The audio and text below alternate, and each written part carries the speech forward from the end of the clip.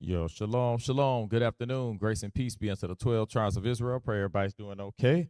Today we are going into Matthew chapter 15. We are continuing the series on the gospel. Sorry, hold on. My camera's acting up. All right, there we go.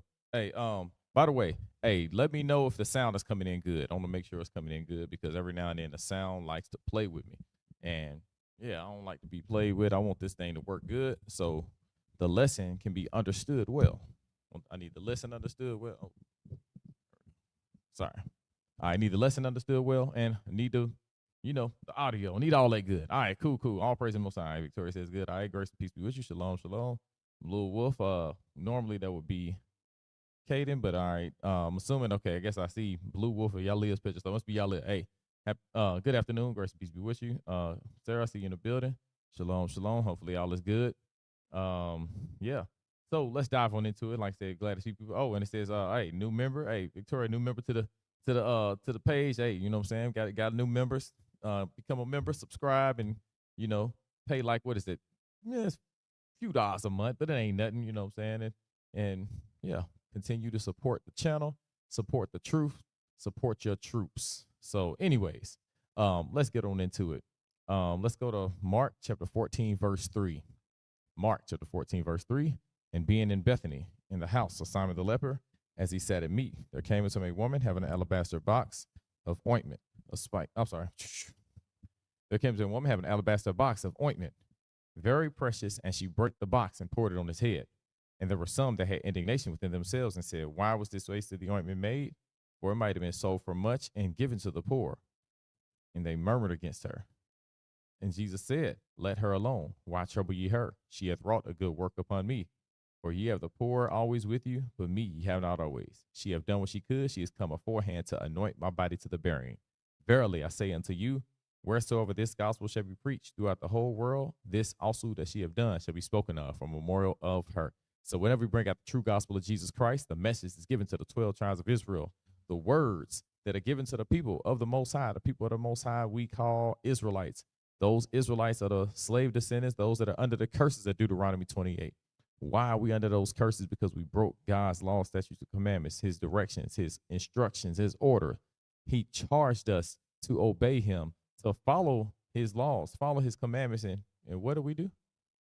And what do we do? We decided that we want to do what we want to do. We decided we want to follow our own way, our own path. When you follow your own path, you know what you're following? You are serving a whole nother God. And serving another God is not the way we had to go. Christ said, I am the way, the truth, and the life.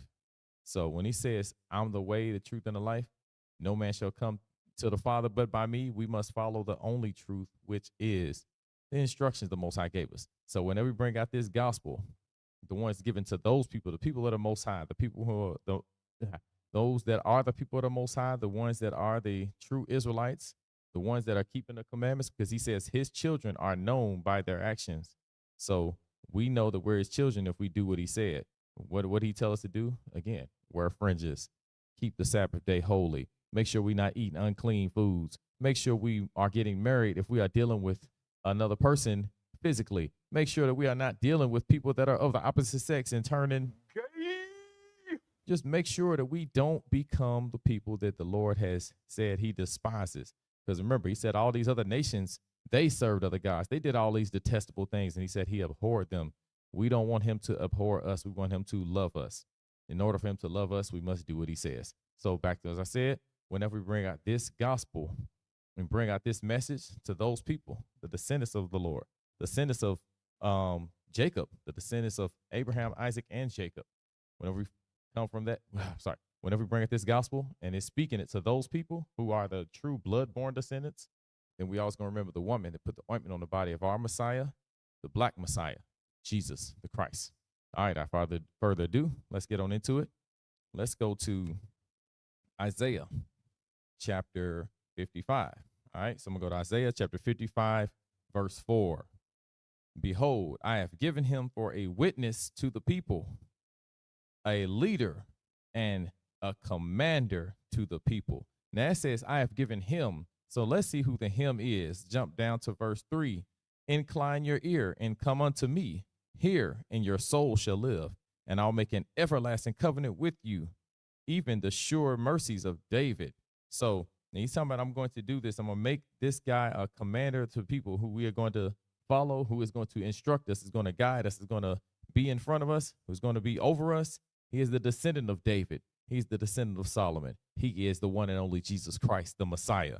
So we got to make sure that he is our leader and he is our commander. And a commander gives you what? Commandments, instructions. So we better make sure we're following the commander. If we're not following the commander, then we got to ask ourselves what's going on with us. If you do want to follow the commander, if you love the commander, put a 1 in the chat.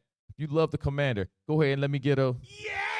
Because again, the commander is the one we're supposed to be following, the ones we are subject to, the one that gives us instructions, the one that actually is caring for us, protecting us in every way possible. So make sure that we following the Most High God's Son, Jesus Christ, because he is our commander, he is our leader, and he is our protector. He has the hedge of protection around us. All right. So let's get on into it. Let's go to Matthew chapter 15, verse 1. Matthew chapter 15, verse 1.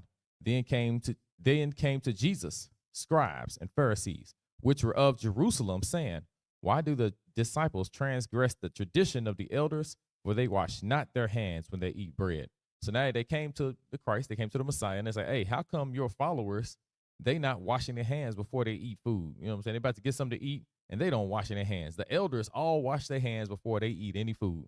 Verse 3. But he answered and said unto them, why do ye also transgress the commandment of God by your tradition? For God commanded, saying, honor thy father and mother, and he that curseth father or mother, let him die the death.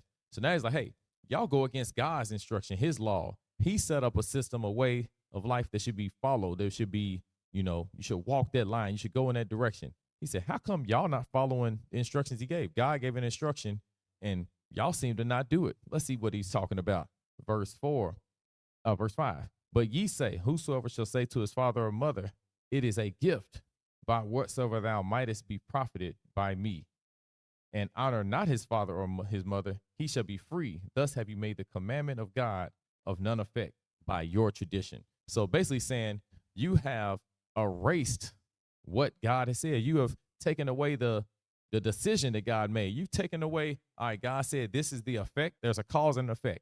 Well, there is no effect by you setting up your own set of rules. You set up your own tradition, your own thoughts, your own ideas on what's right and what's wrong. See, he says when you come up with your own ideas of what's right and what's wrong, you know what happens? You make his rules of no effect. They don't even happen. It's like nothing ever took place. It's like you got an electric Pokemon shocking a ground Pokemon. It has no effect. Well, the Lord's commandment shall have an effect. If you break God's laws and you are in sin and you are doing things he told you not to do, God's decision to punish you shall be super effective. It should not be, oh, well, it's not affect this person because this person, a man is protecting them from God's attack. No, there's nothing that can stop you from what God has set for you. But when you try to step in and you actually rewriting the scriptures, you are adding and taking away from the word. The word says that a child shall die the death. It says they should be stoned if they curse their mother and father. But this child can say, hey, it is a gift, meaning they can emancipate themselves. Oh, I'm not with my mom and daddy no more, so I'm going somewhere else. You know what that creates? Creates the culture we got now. People saying, can't nobody tell me what to do. I can do whatever I want, whatever I feel. That's what we have. It is a gift. It is a gift. It's straight from the pits of hell of the devil. It allows children now to not have to have any type of respect or reverence for the hoary head, for that gray hair, for the one with wisdom, the one that can give direction. And then we wonder why Christ had fainted, because all the people didn't know where to go. They didn't know what to do. Why they not know what to do? Because they had laws in place, or let me see, amendments. Let's say amendments, because it's not a law, but they amended God's commandments. You know what I'm saying? They said, here's how we're going to do it. God's commandments don't need amendments. They perfect. They straight. Remember, 2 Samuel 22 says it. The Lord's way is perfect. If his way is perfect and it's been tested, then there's no point of messing with it. Everything is good. By the way, I see you on Katrina. How you doing? Good afternoon. Good afternoon. Jasper, how you doing? Grace and peace be with you. Good afternoon. So yeah, you can't be changing God's instruction, his laws. God has a law. He has a system set up. His system is great.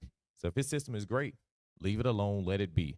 I think he knows what he's talking about. He was here from the beginning. He created the universe. He created all these things. And then we're going to turn around and be like, hey, you know what?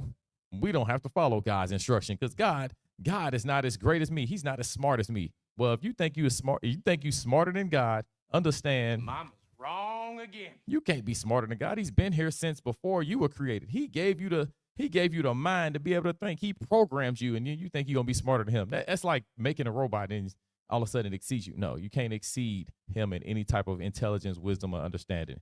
He knows everything. All right. So let's get on into it. Back to it. Matthew chapter 15, verse 6 and verse 7. Ye hypocrites, well did Isaiah prophesy of you, saying, this people draweth nigh unto me with their mouth, and with their honoreth me with their lips, but their heart is far from me. See, what he's trying to say is now he said, hey, y'all don't really stand for what y'all stand for. Y'all claim to be of God. Y'all claim to love the Most High. Y'all claim to follow the scriptures, but y'all don't. He said, y'all actually speak all this, praise God. I love Jesus. Yeah, I serve the Lord.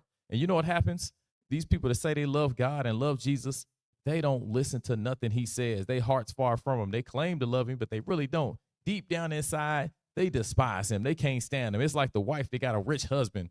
She really don't like that dude, but the only reason she's rocking with the dude is because he is keeping her alive. He's funding her lifestyle. She don't mess with that dude at all. Yeah, she don't care if he lives or dies. She's just there surviving with that dude. See, that's somebody that has a heart far from you. They not really intertwined with you. They don't have this deep connection with you. They don't feel you in every way. They don't think like you. They don't have the same set of values and morality structure that you have in your mind. They think differently. So since they think differently, they really dislike you. They really hate you. That's the people that claim to love God, but they don't agree with his commandments. You love God, but you don't think it's wrong to eat pork. You love God, but you don't think it's wrong to break the Sabbath day. You think you can work on a Sabbath day. You think you can cook on a Sabbath day. You think you can do these things. You think it's okay to celebrate Christmas and then all of a sudden act like the Feast of Dedication or Hanukkah doesn't exist. You don't like God. You don't love God at all. You don't care about who the Most High is. So since you don't care who he is, your heart's far from him. You claim to love him. You say you're about God, but you really ain't about him. Your heart,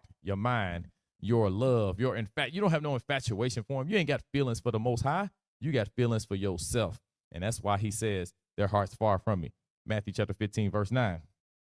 But in vain they do worship me, teaching for doctrines the commandments of men. So what they do is they add people's own personal spin on their commandments, their own philosophy of life. You cannot put your philosophy of life in the Bible. The Bible is going to exceed yours all day, every day. You know what I'm saying? All day, every day. Hey, what's going on, by the way? I see you, brother Do It. Pat and grace and peace be with you. My brother Do It, Pat, said, hey, people say they love God, then turn around and be Gay. yeah, it don't mix, man. You can't, it don't mix. If you love that lifestyle, if you follow that lifestyle, you are anti-Christ, actually. You're not, because Christ is not with it. Now, since he's not with it and he lives opposite of that, then you got to live opposite of that too. You got to be like, hey, you know what? I'm a man. I want to be romantically involved with a woman. I'm a woman. I want to be romantically involved with a man. Why? Because that's what the Bible tells you to do. Be fruitful and multiply. Not be well, you can't even be fruitful. It says be fruitful and multiply, not be fruity and multiply.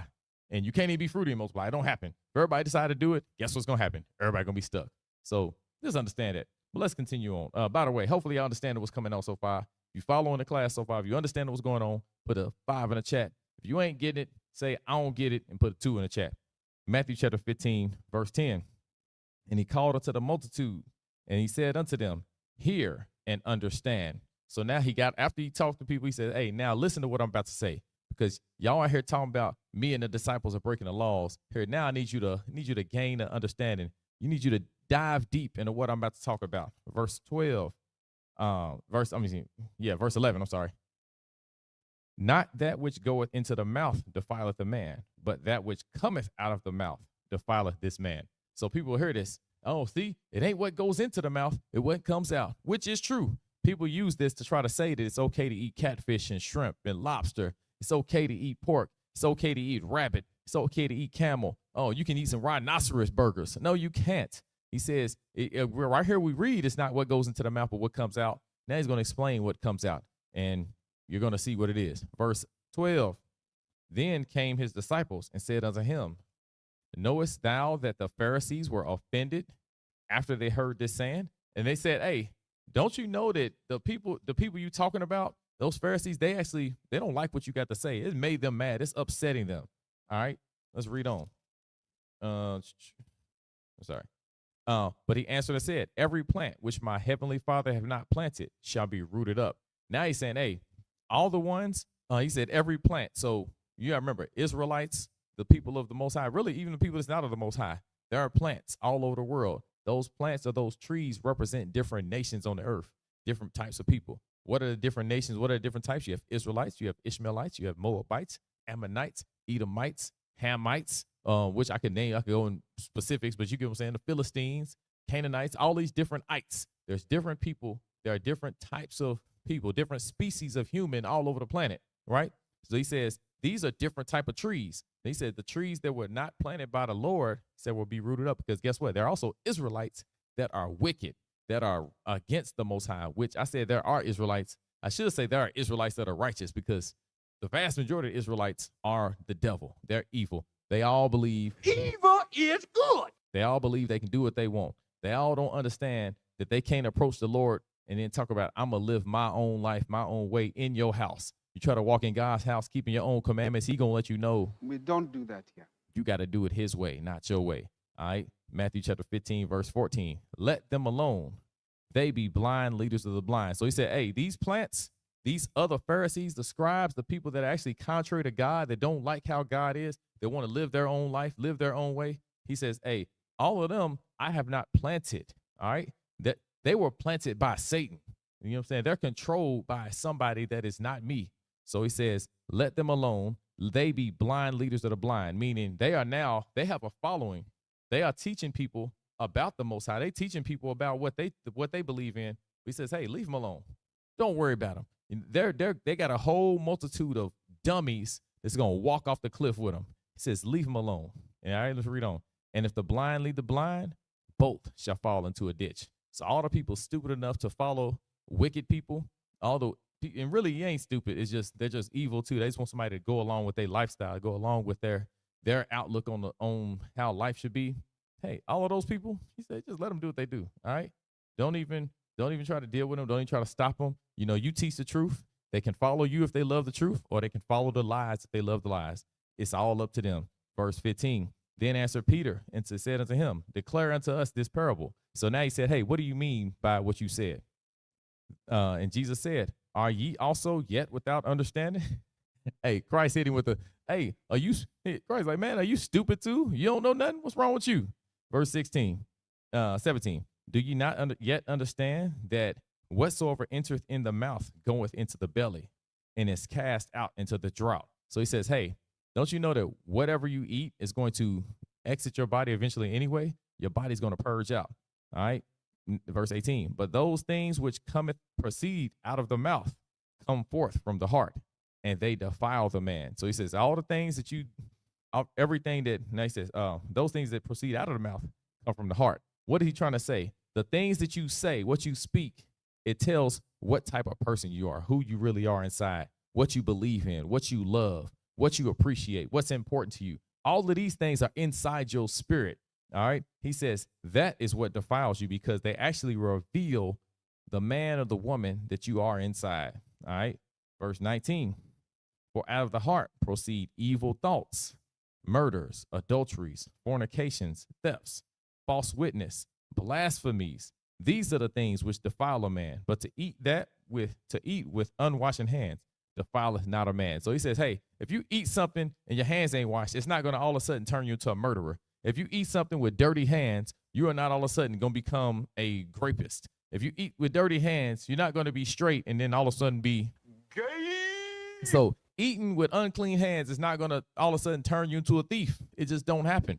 You know, you are going to live a certain way. You are going to live a way to whoever you are, however you think, your mentality, your outlook on life, that is reflective of what you have inside. And that's also why it's important to know that you feed your spirit, you feed your mind with things that are good. That means that whenever this class come on, whenever Church of Louisville come on, you better be sitting down at the dinner table, digesting something that's good for you. That's going to help you grow as a man or a woman. You're not digesting this. If you're not trying to get better, then you're getting worse. If you're not trying to get better, you know what you're doing? You are eating the things that are not productive for you. You are digesting the wrong things. If you're sitting down watching baddies, guess what you're gonna be? You're gonna become bad in spirit. You sitting down only as a man. You sitting down only looking at sports, or only, listen to rap music videos, or watching whatever it is. You putting all this garbage inside of you.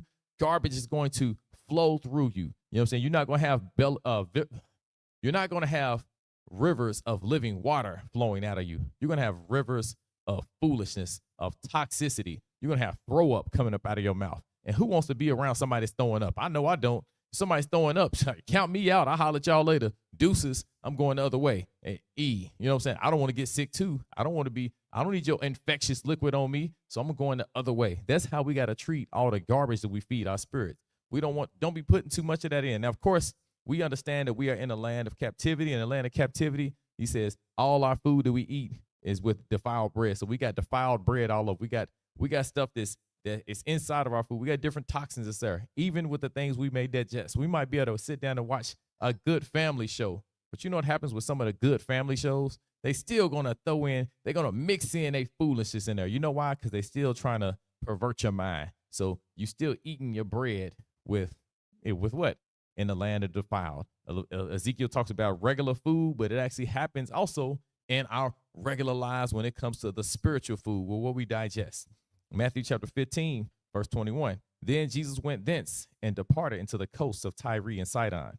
And behold, a woman of Canaan came out of the same coast and cried unto him, saying, Have mercy on me, O Lord, thou son of David. My daughter is grievously vexed with the devil. So now, this Canaanite woman, it says woman of Tyre and Sidon, she was living in that area. Now, she is not of our nation, but we're going to see, it's going to prove, and a lot of people use this to try to say, see, look, God loves everybody, but I want y'all to follow the conversation. Because this woman came out and asked, he said, Son of David, anointed one, please come and help me.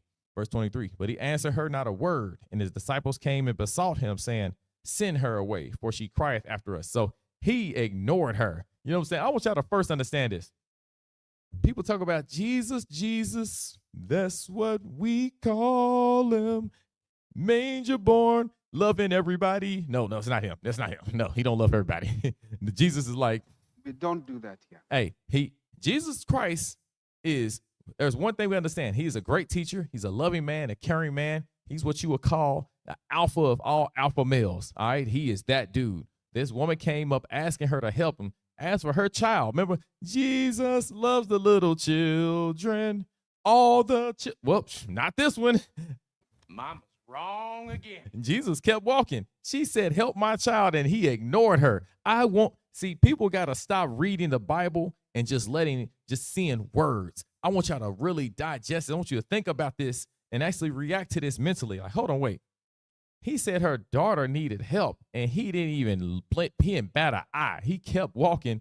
He wasn't even listening. He didn't care. He's like, yeah, whatever. He kept going.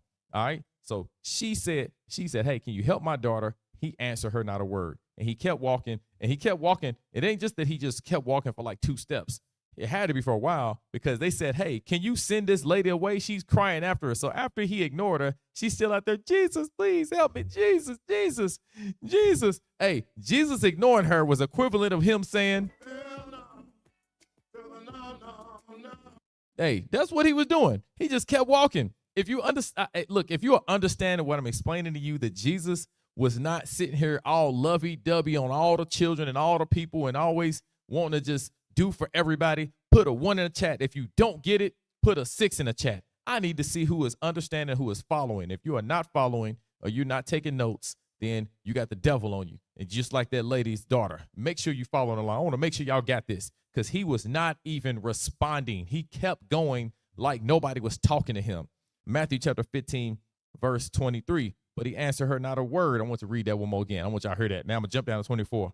Verse 24. But he answered and said, I am not sent but unto the lost sheep of the house of Israel. So after he kept hearing this crying out, then he's eventually like, man, I'm only here for the Israelites. Now, you got to think about this. He answered and said, right? That doesn't mean he just talked to her. He was talking out loud. He was just letting it be alone, man. He said, I know y'all might think I love everybody.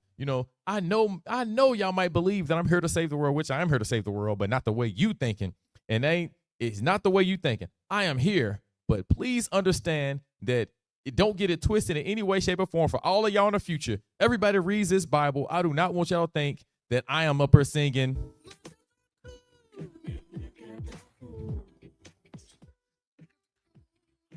Hey, I'm focused, laser focused. I'm a nationalist. I am not an everybodyist. I'm a nationalist. And when you start talking about everybody, then you singing the song of this. I want to go ahead and make sure y'all got that in y'all's mind. Matthew chapter 15, verse 25. Then came she and worshiped him, saying, Lord, help me. See, look, after she said, after he said, I'm only here for the Israelites, he says, and he kept walking. Remember, he said it, hey, I'm only here for the Israelites, man. I ain't sent here for nobody else. But look what it says. Then came she. That also is an indicator that she wasn't just talking to, he wasn't just talking to her. He just saying it out loud. Like they was telling him, hey, man, this lady's crying after you. He's like, man, I'm only here for the Israelites. He told his disciples that. A lot of us just kind of read this and say it like he's talking to the woman. He was talking to the disciples, and she was, following us in there so she could hear it too. But he made sure it was understood. Hey, I am only here for the Israelites. All right. And then she came up there, Lord, please help me, assist me, give me some help. Verse 26. But he answered and said, it is not meet to take the children's bread and cast it to the dogs. He said, man, why am I going to give my nice new beef brisket that just came up off the grill, and who's gonna, hey, matter of fact, hey, let me ask this question. So everybody all in here, hey, all praise to the Most High. If you understand what I'm saying, I want you to put a 7 in the chat if you would do it. Matter of fact, let's just say, if you would make a beef brisket for 10 to 14 hours of cooking it, you smoking it, got it all nice and good, how many of y'all gonna take it off the grill and drop it in a dog bowl and have your dog eat it? Put a 1 in the chat if you give it to your dog. Put a 7 in the chat if you are like,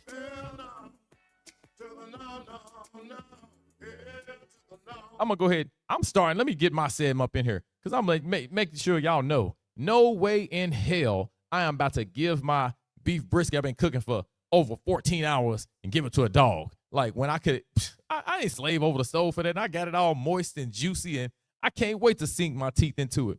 And then I'm going to turn around and here you go. Here, Fido, eat my beef brisket. Psh, man, you got your dang on mind. I wish I would. Not today, Satan. We don't do that here. So people got to get in their minds the truth. They got to understand it is foolish to even do that. If anybody wants to put a 1 on the chat, whoever puts a 1 on the chat, just know that I might get a mod to just throw you out here because I should blow your ass off this porch, that stupid shit. Nobody's doing that. Ain't nobody. So now we expect Jesus Christ, the Messiah, he been preparing the world all this time for his great teachings, for his he been getting everybody set for his coming, for his instructions, his knowledge, his direction, because he's ready to come in here and take care of his Israelites, take care of his sons and daughters. And then he's gonna turn around and give his blessings, his miracles, his short time on the earth. He's gonna give his blessings and miracles to the other nations. Man, don't even make no sense. By the way, hey, I see you in the building. Rick Elway, grace and peace be with you. Good afternoon, good afternoon. Like, he's not doing that. That don't make sense. So he's like, nah, why would I give children's bread to dogs, children's food, something that's meant for them? Nah, I'm going to make sure I get it to my children, my Israelites. All right, let's read on verse 27. And she said, truth, Lord, yet the dogs eat of the crumbs which fall from the master's table. She's like, hey, true, you know what, though? Here, I'll just take the little fatty pieces that come off the edge. You know what? When you chewing on it, and then like the brisket pieces come out your mouth, and then you got the little stringy parts that's there. She said, here, that's fine, but the dogs eat that. Can you give me some of that? Give me them scraps that come from her. This is what the other nations are asking for. You know what I'm saying? She's asking for just the crumbs, and that's what all the other nations gonna get. The kingdom of heaven, everybody getting crumbs. You know what I'm saying? You eat you a piece of cornbread and the crumbs that fall off the side of your mouth. That's what the other nations can get. This is how it is. This is how the Most High God of the Bible is. You either take him or leave him. Most people leave him. Most people despise the real God because they can't believe and can't stand the fact there's a God that says everybody else gets our seconds. Everybody else gets the scrap. I had an analogy, but I ain't gonna say it because it might hurt feelings. But anyways, everybody else gets that. They don't get the top. They don't get what's first. They get what comes after us. They get to experience our secondary. They get the secondary pieces of what we get. We get first. They get second. All right. They get the last pick in the draft. They get the undrafted free agents. We get the first players off the board. That's how that works. All right, let's get Matthew chapter 15, verse 28. Then Jesus answered and said unto her, O woman, great is thy faith. Be it unto thee even as thou wilt. And her daughter was made whole from that very hour. He's like, dang, you fine with that, man? Here, go ahead. Let me go ahead and throw you that blessing, I guess. Since you really believe in me that much, you really believe in the way of God, you know you are secondary to us, you are humbling yourself. Cool. Works for me. All right. Matthew chapter 15, verse 29. And Jesus departed unto thence and came nigh unto the Sea of Galilee, and went up into a mountain and sat down there. And great multitudes came unto him, having with them those that were lame, blind, dumb, maimed, and many others, and cast them down at Jesus' feet, and he healed them. So it said he went to a mountain, and then all of the people came up there, followed him up there, and brought him people that needed help. He says the blind, maimed, people couldn't see, couldn't talk. People had maybe had hurt limbs, missing limbs could have been, a whole lot of stuff. And they brought him down to the front. They believed in him that much. Verse 31. Verse 32. No, 31 I had it right. Insomuch that the multitude wondered when they saw the dumb to speak. Now it says they wondered, not they were like, I'm trying to think of this. I'm pondering on this. What does this mean? No, they wondered mean they were marveled. They marveled. They were amazed. When something's a wonder, it's amazing. It's great. It's extravagant. You know what I'm saying? That's what he's talking about. A wonder in that sense. So he says they wondered. They was amazed that he do that. Somebody that never talked their whole life opened their mouth and started speaking. You know what I'm saying? He says the people that were blind, they came to speak. He says the main people with their limbs weren't able to use the legs didn't work, but they was able to walk all of a sudden. He says, and they glorified the God of Israel. Then Jesus called his disciples unto him and said, I have compassion on the multitude. Hold on, let me stop right here real quick. I just want to make sure I say this again. It says they glorified the God of Israel. The God of Israel, meaning God, the supreme being on the planet, the sovereign ruler of the universe is our God. All praise to the Most High. I want to make sure y'all know that. I want to just stop and then I'm going to continue on from there. Matthew chapter 15, verse 32. Then Jesus called his disciples unto him and said, I have compassion on the multitude, because they continue with me now 3 days and have nothing to eat. And I will not send them away fasting, lest they faint in the way. So he said, hey, they hungry. They not going to make it if I let them just walk out there. All right, verse 33. And his disciples say unto him, whence should we have so much bread in the wilderness as to fill so great a multitude? He said, ain't that much out here. What we going to do for him? And Jesus said unto him, how many loaves have ye? And they said, 7, and a few little fishes. And he commanded the multitude to go sit down on the ground. And he took the 7 loaves and the fishes and gave thanks and brake them and gave to the disciples, and the disciples to the multitude. And they did all eat and were filled. And they took up of the broken meat that was left 7 baskets full. And they that did eat were 4,000 men, besides women and children. And he sent away the multitude and took ship and came into the coast of Magdala. So we had 2 separate times where the Lord was like, here, let me take care of all these people. Y'all coming to hear the teachings. Y'all had faith in me enough to bring your disabled family members, handicapped people, and y'all brought them to me so they could be healed, so they could be fixed. You trusted in me that much. You know what? I'm gonna make sure I take care of you. I'm gonna take care of your you need help. You ask for spiritual help, and you actually, of course, had physical needs for your family, and you trusted in me that much. You had that much faith in me. I'm gonna make sure your physical needs are taken care of. I'm not gonna send you back hungry. You have faith in me. I'm gonna give you more faith in me to return back home with a full stomach, to make sure that you do make it back just fine. Hey, that's how the God of Israel is. All praises to the Father, the one who loves us, who looks out for us and tries to give us guidance, direction, and also he will never let his children that are hungry go without bread. He won't leave. He says the righteous won't be forsaken. If you're righteous, then he'll never let you go. He'll never leave you alone without any type of help or direction. So always keep that in mind. Pray y'all gain from understanding from the lesson. Pray you're edified. Y'all enjoy the rest of y'all's day. Grace and peace be unto the 12 tribes of Israel. Love y'all. Shalom.